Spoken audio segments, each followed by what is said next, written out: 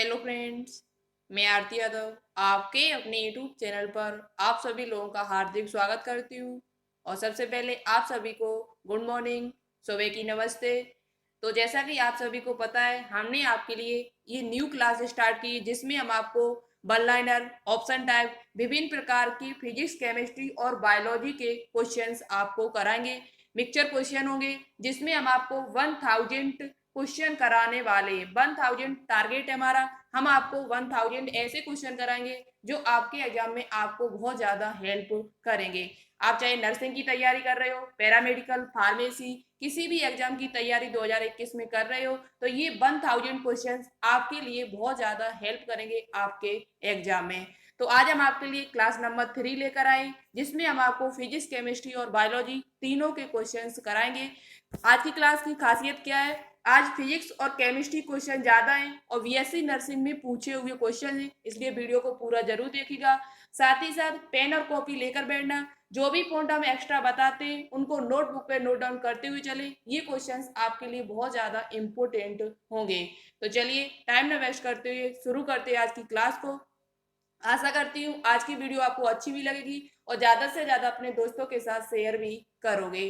तो चलिए टाइम न वेस्ट करते हुए स्टार्ट करते आज की इस क्लास को। तो देखिएगा, सबसे पहले हमने आपको जो क्लास नंबर 2 में क्वेश्चन दिया था होमवर्क में, उसका आंसर बता देते। बहुत सारे स्टूडेंट्स ने इसका राइट आंसर दिया, हमें बहुत अच्छा लगा कि आप लोगों ने क्वेश्चन का आंसर तो दिया। इस जो क्वेश्चन हम आपको पूछते हैं उसका आंसर कमेंट बॉक्स में जरूर दिया करो, जिससे हमें भी पता चलता है कि हाँ, आप लोग 2021 के लिए तैयार हो रहे हो और आपकी तैयारी भी अच्छी चल रही है। तो क्वेश्चन था हमारा, हीरा का चमकने का कारण क्या है? हीरा का चमकने का कारण क्या है? तो देखो, हीरा जो होता है वो पूर्ण आंतरिक परावर्तन के कारण चमकता है। पूर्ण आंतरिक परावर्तन के कारण हीरा हमारा क्या होता है? चमकता है। तो इसका यही क्वेश्चन का आंसर राइट था और बहुत सारे स्टूडेंट्स ने इसका राइट आंसर भी दिया, इसलिए आपको बहुत बहुत थैंक यू। इसी प्रकार से आंसर देते रहा करो, ठीक है। तो हीरा का चमकने का जो कारण है वो पूर्ण आंतरिक परावर्तन के कारण चमकता है। अब बात करते हैं आज के क्वेश्चंस की। देखो, क्वेश्चन भले वन लाइनर है लेकिन उनके साथ साथ आपको कई क्वेश्चन मिलेंगे एक्स्ट्रा में। एक दो क्वेश्चन हम आपको एक्स्ट्रा बता देंगे जो आपके लिए बहुत ज्यादा बेनिफिट होंगे आपके एग्जाम में। क्वेश्चन आज का है, प्रोटीन का एक बहुलक है। प्रोटीन किसका बहुलक होता है? प्रोटीन जो है वो किसका पॉलीमर है? तो देखो, प्रोटीन जो होता है वो अमीनो अम्ल का बहुलक होता है। किसका होता है? अमीनो अम्ल या एमिनो अम्ल आपको लिखा मिल सकता है। तो ये इसका जो आंसर होगा वो क्या होगा? प्रोटीन जो होता है वो किसका बहुलक होता है? अमीनो अम्ल का बहुलक होता है। अब बात करते हैं कि अमीनो अम्ल कितने प्रकार के पाए जाते हैं। तो प्रोटीन में देखो, अमीनो अम्ल जो होते हैं वो 20 प्रकार के पाए जाते हैं। प्रोटीन को बनाने में 20 प्रकार के अमीनो अम्ल सहायक होते हैं। 20 प्रकार के अमीनो अम्ल कैसे? एक हमने आपको प्रोटीन जब पढ़ाया था टॉपिक, तो जय बड़ू में बहुत ही अच्छी तरीके से डिटेल में वापस समझाया हुआ है। प्रोटीन को बनाने में कितने प्रकार के अमीनो अम्ल सहायक होते हैं? तो 20 प्रकार के अमीनो अम्ल होते हैं। इसमें प्रोटीन में को बनाने में 20 प्रकार के अमीनो अम्ल भाग लेते हैं। अब बात करते हैं कि सबसे ज्यादा प्रोटीन किस में पाई जाती है। तो सबसे ज्यादा जो प्रोटीन होती है वो सोयाबीन में पाई जाती है। किस में पाई जाती है? जनरली क्वेश्चन पूछ लिया जाता है कभी कभार कि सबसे ज्यादा प्रोटीन किस में पाई जाती है। तो सबसे ज्यादा जो प्रोटीन होती है वो सोयाबीन में पाई जाती है। लगभग 42%, लगभग 42 से 43% सोयाबीन में प्रोटीन पाई जाती है। सबसे ज्यादा प्रोटीन जो होती है वो किस में पाई जाती है? सोयाबीन में होती है। उसके बाद दालों में पाई जाती है, ठीक है। अब नेक्स्ट क्वेश्चन की बात करते हैं। प्रोटीन जो होती है उससे प्रोटीन किससे मिलकर बनी होती है? तो प्रोटीन जो होती है वो कार्बन, हाइड्रोजन, ऑक्सीजन, उसके साथ साथ इसमें क्या होता है? नाइट्रोजन भी पाया जाता है। नाइट्रोजन इसमें जो होता है वो लगभग 16% पाया जाता है। तो प्रोटीन जो होती है वो कार्बन, हाइड्रोजन, ऑक्सीजन और नाइट्रोजन से मिलकर बनी हुई होती है, ठीक है। अब बात करते हैं कि 1 ग्राम प्रोटीन यदि आप खाओगे तो कितने कैलोरी ऊष्मा आपको प्राप्त होती है, कितने कैलोरी आपको ऊर्जा प्राप्त होती है। तो 1 ग्राम जब आप प्रोटीन को खाओगे तो आपको जो ऊर्जा प्राप्त होगी वो 4.1 कैलोरी प्राप्त होती है। तो इतने पॉइंट आप अपनी नोटबुक पे नोट डाउन कर लें अच्छी तरीके से। सभी पॉइंट आपके लिए इंपोर्टेंट हैं। प्रोटीन को बनाने में कार्बन, हाइड्रोजन, ऑक्सीजन और नाइट्रोजन सहायक होती है। उसके साथ साथ उसमें सल्फर भी कुछ पाई जाती है, फास्फोरस भी पाई जाती है, और नाइट्रोजन, उसमें नाइट्रोजन की जो अधिकता है वो बहुत ज्यादा होती है। और इसके साथ साथ आपको ये भी याद करना है कि 1 ग्राम प्रोटीन यदि आप खा रहे हो तो कितने कैलोरी ऊर्जा आपको प्राप्त होती है, तो 4.1 कैलोरी ऊर्जा आपको प्राप्त होती है। ठीक है, तो इतने पॉइंट आपको अच्छे से याद हो चुके होंगे। क्वेश्चन नंबर नेक्स्ट की बात करते हैं। क्वेश्चन नंबर जो नेक्स्ट है वो आपका फिजिक्स का क्वेश्चन है, और बहुत ही डिटेल से इस क्वेश्चन को हम आपको बताएंगे जिससे आपका एक भी क्वेश्चन कभी भी एग्जाम में न छूटे। एक पारसेक में कितने प्रकाश वर्ष के बराबर होता है? एक पारसेक होता है वो कितने प्रकाश वर्ष के बराबर होता है? तो सबसे पहले बात करते हैं पारसेक होता क्या है, प्रकाश वर्ष क्या होता है। तो प्रकाश वर्ष, पारसेक, ये दोनों ही हमारे क्या है, दूरी के मात्रक हैं। पहली बात तो ये किसके मात्रक है, दोनों ही दूरी के मात्रक है। उसके साथ साथ दूसरा पॉइंट हमारा क्या है, दूसरा पॉइंट है कि जो प्रकाश वर्ष होता है ये भी दूरी का मात्रक है, लाइट ईयर जिसे कहते हैं, और पारसेक है वो भी दूरी का मात्रक है। अब बात करते हैं कि इसमें सबसे बड़ा मात्रक दूरी का कौन सा है। दूरी का या सबसे बड़ा मात्रक पूछा जाए पारसेक और प्रकाश वर्ष में, तो आपका आंसर होगा दूरी का जो सबसे बड़ा मात्रक होता है वो पारसेक होता है। कितना क्या होता है, पारसेक होता है। ठीक है, क्वेश्चन क्या आपका है कि एक पारसेक कितने प्रकाश वर्ष के बराबर होता है। तो चलिए अब हम बात करते हैं, नोटबुक पे नोट डाउन करते हुए चले हमारे साथ। अब बात करते हैं कि एक पारसेक में कितने प्रकाश वर्ष होते हैं। तो देखो, एक पारसेक में जो प्रकाश वर्ष होते हैं वो आपके 3.26 प्रकाश वर्ष होते हैं। प्रकाश वर्ष को इंग्लिश में कहा जाता है लाइट ईयर। क्या कहा जाता है, लाइट ईयर। एक प्रकाश पारसेक जो होता है वो कितने प्रकाश वर्ष के बराबर होता है, वेरी इंपोर्टेंट क्वेश्चन है आपके एग्जाम्स के लिए। 3.26 प्रकाश वर्ष के बराबर होता है। या मीटर में यदि आपसे पूछा जाए कि एक पारसेक में कितने मीटर होते हैं, यदि आपसे ये क्वेश्चन पूछा जाता है तो आपका आंसर क्या तब दोगे, तब होगा 3.083 गुणे 10⁻16 मीटर, 10⁻16 मीटर। यदि आपसे पूछा जाए कि एक पारसेक में कितने मीटर होते हैं, तब आंसर आपका होगा 3.083 गुणे 10⁻16 मीटर। और यदि आपसे ये पूछा जाए कि एक पारसेक में कितने प्रकाश वर्ष होते हैं, तब आपका आंसर होगा 3.26 प्रकाश वर्ष। अब बात करते हैं कि एक प्रकाश वर्ष कितने मीटर के बराबर होता है। एक प्रकाश वर्ष होते देखो मात्रक दोनों दूरी के, जो पारसेक है वो भी दूरी का मात्रक है और प्रकाश वर्ष है वो भी दूरी का मात्रक है, लेकिन सबसे बड़ा पूछा जाए तो पारसेक होता है, उसके बाद प्रकाश वर्ष होता है, और तीसरे नंबर पे होता है खगोलीय इकाई। खगोलीय इकाई ये भी दूरी का मात्रक होता है। तो तीनों मात्रक आप याद रखें। पहले सबसे पहले बड़ा जब पूछा जाए आपसे क्रम से पूछा जाए तो सबसे पहले पारसेक, उसके बाद प्रकाश वर्ष, और तीसरे नंबर पे आता है खगोलीय इकाई। ये तीनों ही दूरी के मात्रक होते हैं। अब नेक्स्ट क्वेश्चन की बात करते हैं कि एक प्रकाश वर्ष कितने मीटर के बराबर होता है। एक लाइट ईयर जो होता है वो कितने मीटर के बराबर होता है। तो याद रखें 9.467 गुणे 10⁻15, 10⁻15 के मीटर के बराबर होता है, या इसे हम 10⁻16 मीटर भी लिख सकते हैं। यदि आपको ऑप्शन में 9.467 नहीं मिल रहा है तो वहां पर आपको 10⁻16 मीटर मिलेगा। क्या मिलेगा, 10⁻16 मीटर मिलेगा। तो ये मान आप याद कर लें, ये वाला ऊपर वाला एक लाइट ईयर जो होता है वो कितने मीटर के बराबर होता है, तो 9.46 गुणे 10⁻15 मीटर के बराबर होता है। ठीक है, इतनी बात आपको क्लियर हो चुकी होगी। अब बात करते हैं एक खगोलीय इकाई है वो भी एक दूरी का मात्रक है। खगोलीय इकाई जो होता है वो पृथ्वी और सूर्य के बीच की दूरी नापने के लिए उपयोग किया जाता है उसका। तो खगोलीय इकाई जो होती है उसमें कितने मीटर होते हैं ये भी आपको पता होना चाहिए।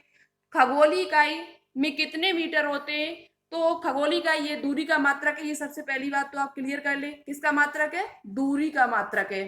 ठीक है, अब बात करते हैं इसका प्रयोग कहाँ किया जाता है। तो पृथ्वी और सूर्य के बीच की मध्य की दूरी खगोलीय इकाई से ही नापी जाती है।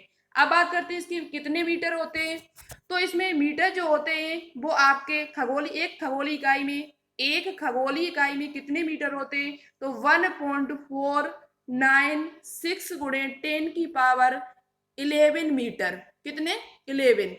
1.496 गुणे 10⁻11 मीटर ये एक खगोलीय इकाई बराबर होता है। एक खगोलीय इकाई में कितने मीटर होते हैं? तो 1.496 गुणे 10⁻11 मीटर आपके होते हैं। ठीक है, तो ये तीनों क्वेश्चन आपके क्लियर हो चुके होंगे। यदि आपसे पूछा जाए कि दूरी का सबसे बड़ा मात्रक क्या है, तो पारसेक है। सेकंड नंबर पे क्या है? तो प्रकाश वर्ष है। और थर्ड नंबर पे क्या है?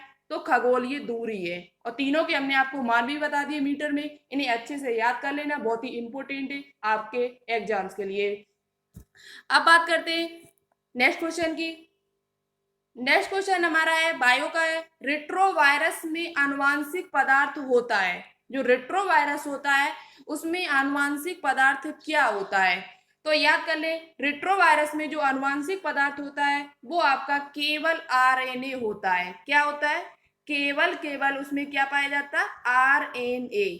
केवल आरएनए पाया जाता है। वायरस वैसे भी अधिकांश वायरस होते हैं वो आरएनए से ही मिलकर बने होते हैं, और कुछ में डीएनए भी पाया जाता है। तो पूछा जाए वायरस जो होते हैं उसमें क्या पाया जाता है, तो ऑप्शन में आपको टिक करना है वो हमेशा वो डीएनए या आरएनए, क्योंकि कुछ वायरस ऐसे हैं जिनमें डीएनए भी पाया जाता है। इसलिए हमेशा याद रखें, यदि आपसे पूछा जाए कि वायरस में क्या पाया जाता है, तो डीएनए या आरएनए, डीएनए या आरएनए।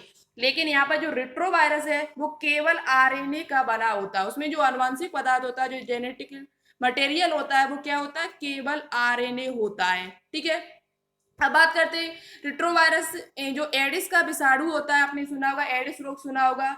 एडिस जो रोग होता है उसका जो वायरस होता है उसका नाम क्या होता है? एचआईवी। क्या होता है? एचआईवी। एचआईवी जो वायरस है वो एक प्रकार का रेट्रोवायरस है।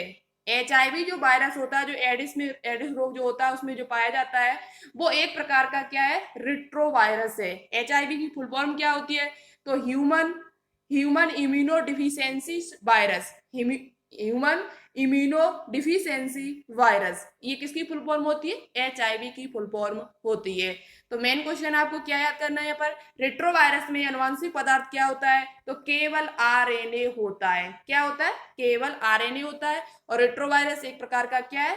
और एचआईवी वायरस से जो होता है वो एक प्रकार का क्या है? यदि आपसे पूछा जाए तो रेट्रोवायरस होता है। ये बीएससी नर्सिंग में पूछा हुआ क्वेश्चन है। जो प्रोटीन वाला क्वेश्चन हमने आपको कराया था वो भी बीएससी नर्सिंग में पूछा हुआ क्वेश्चन था आपका। अब बात करते हैं फिजिक्स का क्वेश्चन, बहुत ही अच्छा क्वेश्चन है। गति का द्वितीय समीकरण होता है। गति का जो द्वितीय समीकरण है वो आपका क्या होता है? तो गति का जो द्वितीय समीकरण होता है वो एस बराबर यू टी प्लस की 1/2 ए टी स्केयर। क्या होता है? A T square. एस क्या है यहाँ पर? विस्थापन है। यू क्या है यहाँ पर? तो प्रारंभिक वेग है। टी क्या है? समय है। ए क्या है? तो त्वरण है। जो यू होता है वो आपका क्या होता है? यू जो होता है वो प्रारंभिक वेग हो। इस पे आपके न्यूमेरिकल्स भी आते हैं। गति के तीनों समीकरण आपको पता होने चाहिए, क्योंकि इस पे न्यूमेरिकल आपके एग्जाम में पूछे जाते हैं। तो एस यहाँ पर जो यू होता है वो क्या है? तो यू जो आपका है वो प्रारंभिक वेग है। क्या है? प्रारंभिक वेग है। एस क्या है आपका? तो विस्थापन है। एस क्या है आपका? विस्थापन है। ए आपका वो क्या है? त्वरण है। तो गति का जो द्वितीय समीकरण है वो आपका क्या है? एस बराबर यू टी प्लस की 1/2 ए टी स्केयर। अब बाकी के दो जो समीकरण है वो भी हम आपको बता देते, तो उनको नोटबुक पे नोट डाउन जरूर कर ले, और इसे भी नोटबुक पे नोट डाउन करते हुए चले हमारे साथ।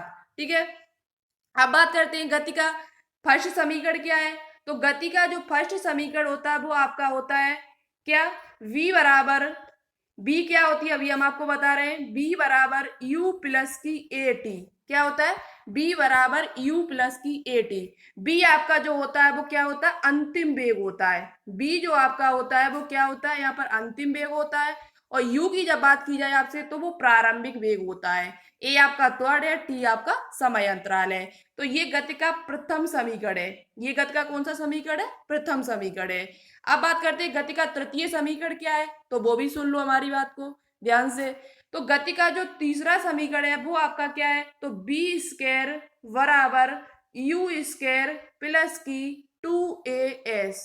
बी स्क्वायर बराबर यू स्क्वायर प्लस की 2as। बी आपका क्या है? वही अंतिम वेग है। यू क्या है? प्रारंभिक वेग है। ए क्या है? त्वरण है। एस क्या है? विस्थापन है। तो इस पर ये जो तीनों समीकरण है इन पर आपके एग्जाम में न्यूमेरिकल्स पूछे जाते हैं, तो ये तीनों समीकरण आपको अच्छी तरीके से पता होने चाहिए। चलिए क्वेश्चन नंबर नेक्स्ट की बात करते हैं अब। क्वेश्चन नंबर नेक्स्ट है, ये भी आपका फिजिक्स का क्वेश्चन है, अच्छा क्वेश्चन है। 1 किलोवाट घंटा किसका मात्रक है? 1 किलोवाट घंटा है वो किस राशि का मात्रक है? बहुत ही अच्छा क्वेश्चन है और बहुत ही इसमें इस क्वेश्चन में बच्चे कंफ्यूज होते हैं। 1 किलोवाट घंटा जो आपका होता है वो किसका मात्रक है? तो वो ऊर्जा का मात्रक है। किसका मात्रक है? ऊर्जा जो आपकी होती है, एनर्जी जो होती है, उसका ये मात्रक है। अब बात करते हैं कि 1 किलोवाट घंटा किसके बराबर होता है। तो सबसे पहले आपको पता होना चाहिए कि 1 वाट घंटा किसके बराबर होता है। 1 वाट घंटा ये भी मात्रक है इसका। तो 1 वाट घंटा जो होता है वो किसके बराबर होता है? तो वो आपका 3600 जूल के बराबर होता है। कितने के बराबर होता है? 3600 जूल। 1 वाट घंटा में 3600 जूल होते हैं। 1 वाट घंटा में कितने जूल, यदि आपसे पूछा जाए ऊर्जा का जो एसआई मात्रक होता है वो क्या होता है? जूल होता है। तो ऊर्जा में यदि पूछा जाए कि 1 वाट घंटा कितने जूल के बराबर होता है, तो वो 3600 जूल के बराबर होता है। अब पूछा क्या गया आपसे? 1 किलोवाट घंटा। किलोवाट घंटा ये भी आपका ऊर्जा का मात्रक है। तो देखते हैं 1 किलोवाट घंटा में कितने जूल होते हैं। 1 किलोवाट घंटा में कितने जूल होते हैं? तो 1 किलोवाट घंटा में जो आपके जूल होते हैं, देखो किलो लगा है तो इसका मतलब है कि 1000 का यहाँ गुणा होना है। क्या होना है? 1000 का गुणा होना है। तो 3600 × 1000, 3600 × 1000। अब यहाँ पर देखो कितनी बिंदी हो गई, तो 36 × 3 बिंदी, ये दो, ये तो कितनी हो जाएगी? 10⁵ ऐसा भी आपको एग्जाम में लिखा मिल सकता है। नेक्स्ट आपको जो ज्यादातर एग्जाम में मिलेगा वो आपको 3.1, यहाँ पर दशमलव आगे बढ़ा दो तो 3.6 × 10⁶ जूल।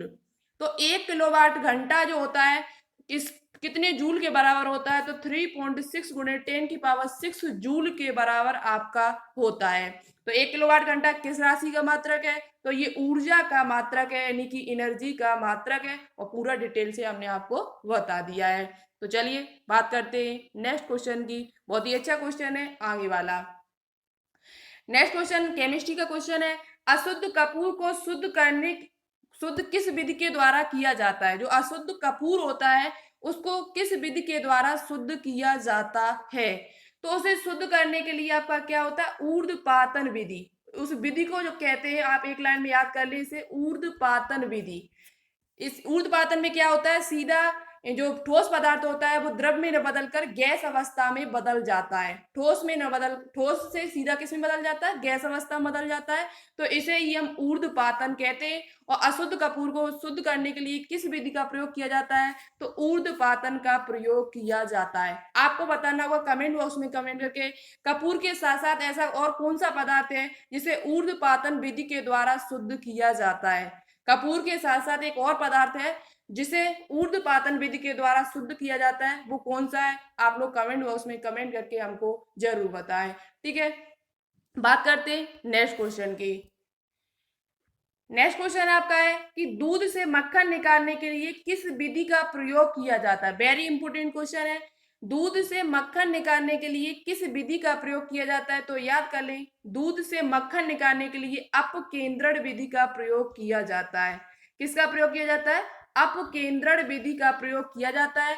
इस बात को आप लोग अच्छे से याद कर लें। जब रक्त से चीजें अलग की जाती है, रक्त से मूत्र को, रक्त से बहुत सारी चीजों को अलग किया जाता है मूत्र से, तो रक्त और मूत्र में जब उसमें जो तत्व मिले थे उनको जो अलग किया जाता है वो भी आपका अपकेंद्रण विधि से ही किया जाता है।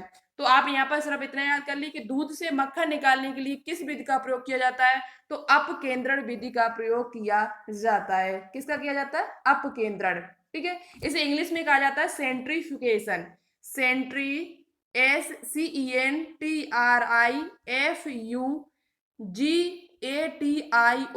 सेंट्रीफ्यूगेशन विधि के द्वारा इसे अलग किया जाता है। ठीक है, नेक्स्ट क्वेश्चन की बात करते हैं। नेक्स्ट क्वेश्चन अच्छा क्वेश्चन ये भी केमिस्ट्री का है। प्लम पुडिंग मॉडल किस वैज्ञानिक के द्वारा दिया गया था? प्लम पुडिंग मॉडल है वो किस वैज्ञानिक के द्वारा दिया गया था और कब दिया गया था? तो देखो प्लम पुडिंग मॉडल है, इसे हम तरबूजा मॉडल भी कहते हैं। क्या कहते हैं? अब आपको याद आ गया होगा शायद, तरबूजा जब हमने आपसे बोला है तो आपको याद आ गया होगा। प्लम पुडिंग मॉडल को हम तरबूजा मॉडल के नाम से भी जानते हैं। इस मॉडल को किसने दिया था? तो इस मॉडल को जे थॉमसन के द्वारा दिया गया था। किसके द्वारा दिया गया था? J Thomson. नोटबुक पे नोट डाउन करते हुए चले। जे थॉमसन ने इस मॉडल को 1904 ईस्वी में दिया था। कितनी ईस्वी में दिया था? जे थॉमसन ने इस मॉडल को, प्लम पुडिंग मॉडल है वो, किस में दिया था? 1904 ईस्वी में दिया था और इसे हम तरबूजा मॉडल के नाम से भी जानते हैं। ठीक है, चलिए बात करते हैं नेक्स्ट क्वेश्चन की। नेक्स्ट क्वेश्चन हमारा है कि स्वर्णकारों द्वारा प्रयोग में आने वाला एक्वारेजिया को मिलाकर बनाया जाता है। जो स्वर्णकार जो होते हैं, सोनार होते हैं, उनके द्वारा जो एक्वारेजिया प्रयोग किया जाता है वो किस चीज से मिलकर बना होता है? इसे हम एक्वारेजिया को अमलराज भी कहते हैं। क्या कहते हैं? इसे अमलराज भी कहा जाता है। तो याद करें कि सोनार के द्वारा जो प्रयोग में आने वाला जो एक्वारेजिया होता है उसका प्रयोग क्यों किया जाता है, वो क्यों करते हैं, और साथ ही साथ एक्वारेजिया जो होता है वो किससे मिलकर बना होता है? तो एक्वारेजिया जो होता है वो आपका HNO3 प्लस HCl। HCl कितने होते हैं इसमें? तो HCl का जो भाग होता है वो 3 भाग होता है। कितना होता है? 3 भाग। और HNO3 का जो इसमें भाग होता है वो 1 भाग होता है। तो इसका जो अनुपात आता है वो आपका क्या होता है? 1:3 होता है। क्या होता है? एक। कभी कभार पूछ लिया जाता है कि एक्वारेजिया में कितने अनुपात में नाइट्रिक अम्ल होता है? HNO3 का मतलब क्या होता है? नाइट्रिक अम्ल। और HCl का मतलब क्या होता है? हाइड्रोक्लोरिक अम्ल। तो आपसे पूछ लिया जाता है कि एक्वारेजिया में कितने अनुपात में नाइट्रिक अम्ल और हाइड्रोक्लोरिक अम्ल का कितना अनुपात है? तो याद कर लें, 1:1 होता है वो HNO3 होता है, और 3 भाग जो होता है वो उसमें हाइड्रोक्लोरिक अम्ल होता है। तो जो अम्लराज होता है, जो एक्वारेजिया होता है, वो HNO3 और HCl से मिलकर बना हुआ होता है। ठीक है, ये अनुपात वेरी इंपॉर्टेंट है, तो इस अनुपात को अच्छे से याद कर लेना। अब बात करते हैं कि ये प्रयोग क्यों किया जाता है। तो देखिएगा, एक्वारेजिया का प्रयोग सोनार के द्वारा क्यों किया जाता है? तो इसका प्रयोग जो सोना और चांदी, सोना आपका हुआ Ag यानी कि सिल्वर हुआ, आपका प्लेटिनम यानी कि Pt हुआ, ये जो नोबेल धातु है इनको गलाने के लिए इसका प्रयोग किया जाता है। इनको क्या करने के लिए किया जाता है? गलाने के लिए इनका प्रयोग किया जाता है। तो आप याद कर लें, एक्वारेजिया में कौन सी धातु को गलाने के लिए प्रयोग किया जाता है? तो सोना, सिल्वर यानी चांदी और प्लेटिनम का प्रयोग किया जाता है। ठीक है, तो एक्वारेजिया का अनुपात आपको याद हो गया होगा। कितना अनुपात है? यदि आपसे पूछा जाए नाइट्रिक अम्ल और हाइड्रोक्लोरिक अम्ल के बीच में कितना अनुपात है, तो 1:3 है। यदि आपसे पूछा जाए कि हाइड्रोक्लोरिक अम्ल और नाइट्रिक अम्ल के बीच में अनुपात कितना है, तो तुरंत ही ये उल्टा हो जाएगा, 3:1। यानी कि जो हाइड्रोक्लोरिक अम्ल है वो आपका 3 भाग है और जो नाइट्रिक अम्ल है वो आपका 1 भाग है। ठीक है, नेक्स्ट क्वेश्चन की बात करते हैं। नेक्स्ट क्वेश्चन है, इसका आंसर आपको कमेंट बॉक्स में देना होगा। हरितगृह गैसें, जो ग्रीन हाउस जो गैसें होती है, उसमें कहलाने वाली गैसें कौन कौन सी, यानी हरितगृह गैसों में कौन कौन सी गैसें आती हैं? हरितगृह गैस में कौन कौन सी गैसें आती हैं, उन सभी के नाम आपको कमेंट बॉक्स में देने होंगे। आज इस क्वेश्चन का आंसर देखें सबसे पहले और सबसे राइट आंसर कौन देता है। हरितगृह गैसें कहलाने वाली गैसें होती है कौन कौन सी है, इसका आंसर आपको आज मेरे कमेंट बॉक्स में देना होगा। तो आशा करती हूँ आज को जो क्वेश्चन है आपको बहुत अच्छे लगेंगे और बहुत ही डिटेल से हमने आपको समझाने की कोशिश की है। नेक्स्ट वीडियो आपको और भी बेहतर मिलेगी। इससे हमारी कोशिश यही रहेगी कि आपको अच्छे से अच्छे क्वेश्चन कराए जाएं जो आपके एग्जाम में आपको बहुत ज्यादा हेल्प करें। तो वीडियो कैसी लगी, क्वेश्चंस आपको कैसे लगे, समझ में आ रहे कि नहीं आ रहे, कमेंट बॉक्स में कमेंट करके जरूर बताया करो। वीडियो को ज्यादा से ज्यादा शेयर करें। अभी तक लाइक ना किया तो प्लीज लाइक कर दीजिए, जिससे हमारा मोटिवेशन बढ़ता है और आपका प्यार दिखता है कि हाँ आप लोग इतना वीडियो को प्यार करते हो। और साथ ही साथ इस चैनल को सब्सक्राइब कर लें जो हमसे न्यू जुड़ रहे हैं स्टूडेंट्स। तो चलिए आज के लिए इतना ही। Okay, thanks for watching this video. जय हिंद, वंदे मातरम।